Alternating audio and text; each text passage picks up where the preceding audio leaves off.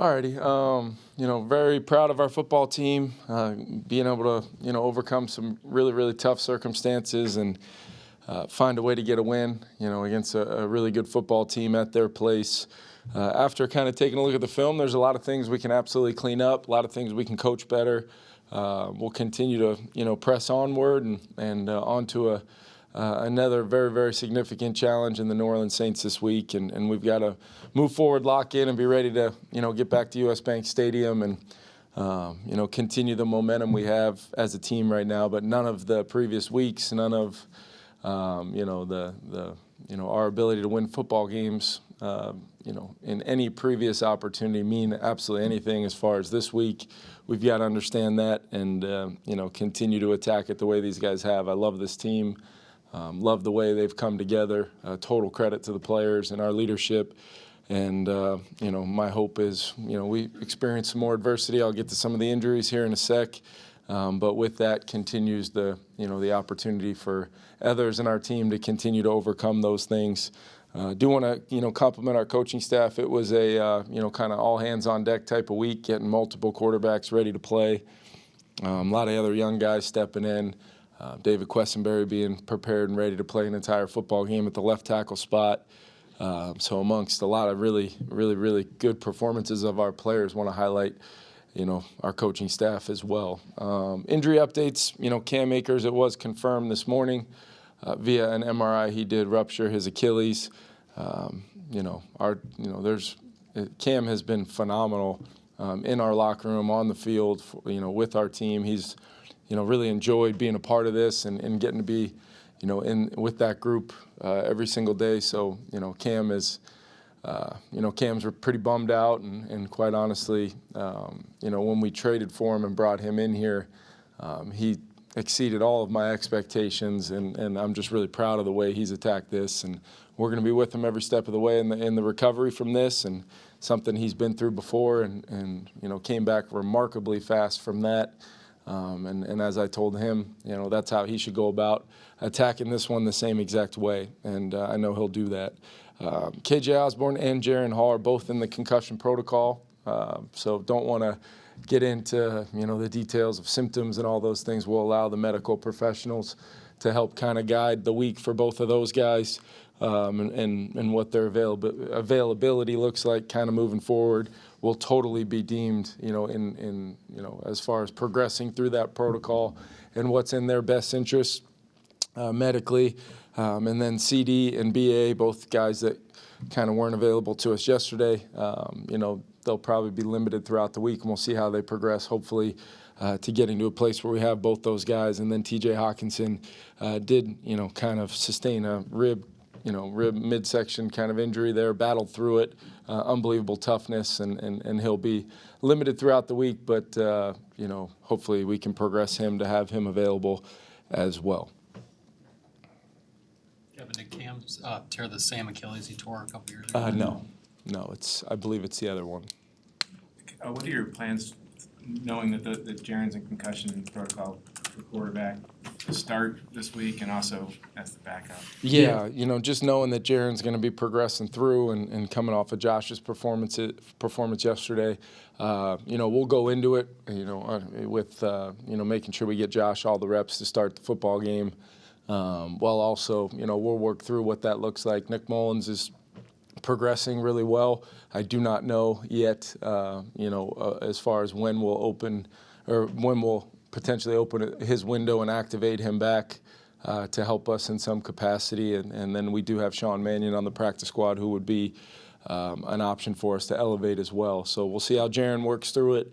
I want to do what's best for him long term, and at the same time make sure that we're ready to go for Sunday. But you're not looking to bring another quarterback in again? Yeah, as of right now, unless that quarterback could be me, as far as the amount of time and energy we'll now put into, making sure that, Josh is ready to roll. Thought what he did was remarkable, but there's a lot of things that, we'll coach him through and get him a little bit more comfortable in what we do. And like I said, Jaron will work through it. Sean Mannion has always been, ready mentally to go take on the whole game plan. Sean's been phenomenal since we brought him back in the room with the guys. And Nick Mullins has been in there every single day, regardless of his injury. He's been progressing physically, but mentally he's been all in this whole entire time. Kevin, what does the process look like with Josh now that you've kind of gotten through the first week and he learned what's on the call sheet? Do you go back and do a larger install with him, or how do you handle that? Yeah, I don't know if it'll be a larger install, but I think we'll figure out what, types of concepts and schemes and how we want to marry everything together. We'll figure out what that looks like and then install that game plan. And then there'll be things that we'll want to make sure. There were some things that came up in the game where, reactions to a situation or how I wanted to go fast in certain times. I just needed him to say the words and then I could explain what they meant after that a couple times. And he handled that with a ton of grace and execution. So now we'll kind of go back in and fill in some of those gaps and try to help him out a little bit more. But I think the best thing about what happened yesterday is he can be very confident in this offense with the players and other people in the huddle with him, that he can just progress from here and just continue to stack one day at a time and get more and more comfortable with everything we're asking of him. And we can shape a game plan around what he does best, and which are a lot of really good things. So it's going to be exciting for our coaching staff and getting to spend a little bit more time with him and him around his teammates, learning everybody's names and making sure he's ready to go Sunday. Kevin, this is the next man up league. It's easy to say it, a little bit harder to execute. How did that happen, or how does that happen? It certainly happened yesterday. Yeah, I think you got to first and foremost always give credit to the player or players for being ready. It's a lot to, use mental reps and walk through reps and things to say you're ready to go play. But this league, it's everything is happening very fast. There are no do-overs when you get out there. Every down is critical. Every time we snap the ball, it's critical. Every time we defend a play, it's critical. It's the kicking game, every play. That one play phase can change a whole game. So I think it's a credit first and foremost to those guys, but then the coaching staff having those guys ready to roll. And it hasn't just been yesterday. It hasn't just been this past week. It's been really all season, guys stepping in when needed and called upon and understanding how important it is for them to be, when you truly are one snap away.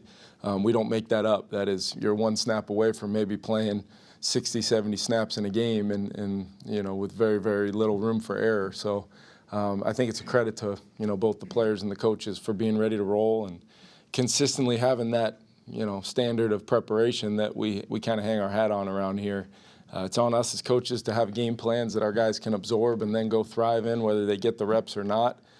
And, and then players making it come to life by their execution. It's 100%, a player's ability to go do that. And we try to, harvest an environment around here where every player on our team should feel like that, whether they're on the practice squad or, they're one of our marquee guys that we lean on from the very beginning. Kevin, yesterday you mentioned a little bit about how impressed you were that Josh could take the information you're giving him in the headset at the time, process it. Mm-hmm. Can you take us into that bubble of what it was like for you to have to kind of give it out there, but also have to explain it at the same time in a short amount of time? Yeah, I've kind of been down that road before at some previous stops, and I've kind of learned from those experiences. You'll never be perfect as far as what's the right amount of information to clearly articulate what you want to say in 7 to 8 seconds, while also not overloading the player and kind of forcing them to kind of freeze in the moment. So I think I started to get a pretty good feel, just through the dialogue, some of the TV timeouts, some of my dialogue with Josh on the sideline.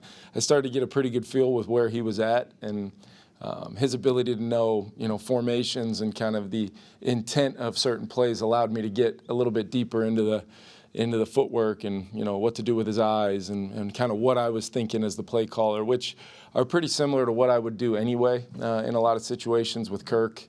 It just happened to be that him and, Kirk and I had a lot of time one-on-one over, a lot of experiences over these last 2 years to be able to build on our communication. I always joke that, it's probably a good thing that they can't talk back to me.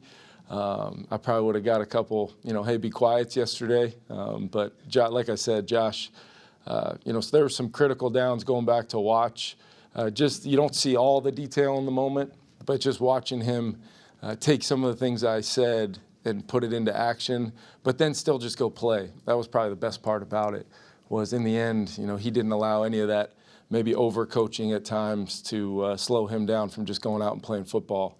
That's one of the reasons why, we wanted to make sure we brought in a guy here who had recently played, had felt the speed of the game before, had the athletic ability to maybe create some things to resolve some conflict. And then last, I think his intelligence is off the charts, and his comprehension of information in real time with crowd noise and 10 other guys screaming at you in the huddle. There's a lot that goes into it, and quite frankly, that's what made it such a special day for really Josh and our whole team.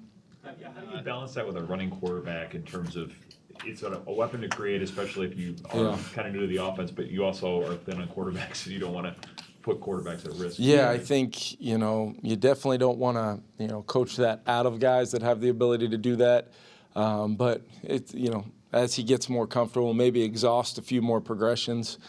He'd probably be the first one to tell you there were some things out there where maybe he could have got the ball out of his hands, and the beauty of it was he was able to maybe gain the same amount of yards, if not more, on a couple of those plays, including, get us a new set of downs and 4th and 7 conversion where, quite honestly, wasn't a great call, and that was him just overcoming me and everything else in that moment. So, I think there's a good balance of it, especially when, Cam Akers goes down, and Cam really was our emergency quarterback. He's done a lot of that stuff before. So that scenario was in the back of my mind every time we snapped the ball of, what that would have looked like as well. What did it look like? I'd rather not talk about it right now, Ben. Who is that designee now? We'll probably have a process where we figure that out. I would have, made a decision in the moment based upon whether it was going to be a running back, a receiver. Maybe they would let me steal some pads and a helmet and sneak out there, but that would have been something that we would have had to work through. That might have been a level of adversity that even our organization right now would have needed to really find a miracle there. You said last week that you wish somebody had tattooed on your arm. Yeah. When you were as a player, about just staying in the moment. Do you apply that to coaching as well? I mean, this past week has been like 100%. I don't have to tell you, but like it's the kind of week where coaches get judged and reputations are burnished or scuttled, and like how did you handle all that? Yeah, it's a great point. I did not think about any of that in the moment. I can promise you that. I didn't think it. To me, the whole week of preparation was, having real conversations about, this might be a great scheme. This might give us a great opportunity to generate an explosive, but can we call that play? Can we call it and get to the line and get emotion? And we had some of that in the game, but there was other times where it was different. It was different than we normally put together kind of complete packages of things that kind of play off of one another. There were just some things that I wasn't going to make whoever was in the game playing quarterback try to go, accomplish, on a single snap. That was just part of it. And then when we got to the game and kind of it became the next man up and Josh is getting ready to go, it becomes my job in that moment is to eliminate the chaos. It's going to be a very chaotic situation no matter how you want it to go. So my job in that moment is to provide as much clarity for not only our players but our staff, and then, the beauty of having the ability to talk to the quarterback. It's how you say things. It's how you deliver plays. It's, those little coaching points here and there that might provide clarity, but also maybe a little confidence, after every play, hitting that headset and, letting them know in real time, hey, that was unbelievable. Great play right there. Outstanding. You're balling. Like, whatever it is, you can, I think all of that stuff matters. And, even my communication with the defense, poise, just making sure that everybody stayed even keel and we provided our players with an opportunity to perform the way they did. That's what coaching is just doing what you can do to control the mindset of the players in any capacity, preparing them to play, but then, in those moments trying to be like, that's what it means to be at your best when it's required. And, I felt like, there was a lot of ways I could have been a lot better yesterday for our team and for the quarterbacks that were in the game. But, overall, for 60 minutes, we just kept pressing onward until there was no time left on the clock. You have to fight the urge to not freak out there for a second. All the time. All the time. Seriously? Yeah. No, I mean, it's not an urge. It's just the natural reactions. And then, some of my quality dialogue with the officials and when, I think certain things maybe from my view were one thing and they saw it a different way. And then you immediately snap back from that conversation to, a conversation in the headset with the quarterback or with the other coaches on the line, whatever it is. And it's just a matter of no matter what, I just feel like my role and my job is to lead. It's not always just scheme. It's not always just drawing stuff up on a whiteboard. It's in those moments when you've got to show up for the guys the way you ask them to show up. You better be doing it yourself. Otherwise, there's some bad outcomes that can come from that. Josh said he could tell you were talking to him like a former quarterback with the communication. Yeah. Is that sort of another one of those reasons why you want to go into coaching in the first place? Yeah, I think so. I just, over the, through, you could call it adversity, you can call it failure, you can call it a lot of things in regards to, what I learned as a player. But I just view it as an opportunity to help, these guys and help whoever's playing quarterback, whether it's Kirk, whether it's Jaron, Nick, now Josh. If Sean were to get in there, it'd be the same way. You get to know players, you get to know, even in 5 days, you get to know kind of how they tick and certain things that will maybe help this guy that another guy might not need to hear. And you just try to coach them through the perspective of what does this player need from me right now to have success. And you go with that, and then you evaluate that communication process, and you try to do it better and better and better. And that's where I kind of, circle back on some previous experiences, in some kind of tight situations where guys didn't have a lot of time on task, and what could I have done better in those moments? I just tried to apply it. You sort of learn with the headset in terms of how to use it and be able to communicate with guys in 7 to 8 seconds of what to say, what not to say. What in your career taught you the art of how to do that? Again? Yeah, I think it's if you're watching closely, I'm always looking at where that play clock is. I know exactly what time is left when I get the call in. And then I can gauge based upon, that was a big part of what we told our team Wednesday, in the What It Takes meeting. I said, so much of this game will be won pre-snap, meaning no penalties, regardless of all the excuses we have to say this is why we jumped off sides, this is why we lined up wrong, I didn't get this rep here. I just told them point blank, none of that would be a part of our story this weekend, and those guys were phenomenal. I mean, the guys getting in and out of the huddle, finish on plays. 66, Dalton was showing up again down the field. T.J. Hawkinson makes a huge run after catch, and the first guy picking him up from 40 yards away is Dalton Reisner. I mean, those types of things, you highlight it, you talk about it, you emphasize it, and then you just hope it comes to life. But that's what allowed the substitution, coaches being on top of it. Hey, I need this guy, making sure we're in and out of the huddle. Because every moment we broke that huddle and the quarterback wasn't talking to the guys in the huddle, that allowed me to, make sure I wasn't disrupting the flow of the huddle. But the second it was either forming or, we had broke the huddle, I was going to use that time to try to help. Justin Jefferson status, do you expect him back or how? Yeah, we're working through that. Justin has done a phenomenal job in his rehab. He's still been a part of meetings. He's mentally in it.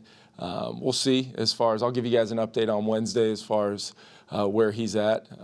We're still working through that, and it's possible we will open up his window on Wednesday. But we're going to do, what's best for Justin and make sure that we're, doing everything responsibly to make sure that when Justin does return, he can be the Justin Jefferson we all know and expect to see out there. And I just credit him for how he's worked through it and through this whole process.